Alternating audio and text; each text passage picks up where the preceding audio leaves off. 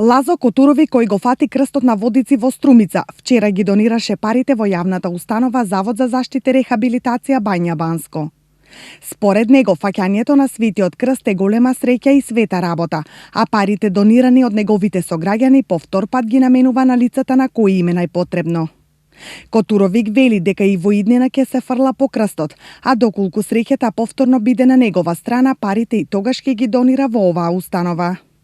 Па чест ми е што го фатив по четврти, пети пат и едноставно за здравје, за среќа, за мене, за мојата фамилија, за сите други и секој пат средствата значи што ги собираме од крсто ги донирам тука во заводот што е во Банско за децата со посебни потреби и гордост ми е што на тај чин едноставно ги донирам парите значи.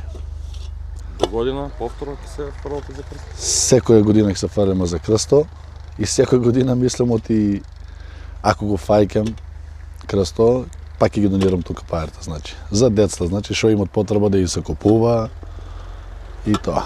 Лазо Котуровик по пети пат го фаќа крстот во ладната вода на базен Аквариус, каде годинава имаше десетина верници кои се обидоа да го фатат Светиот крст.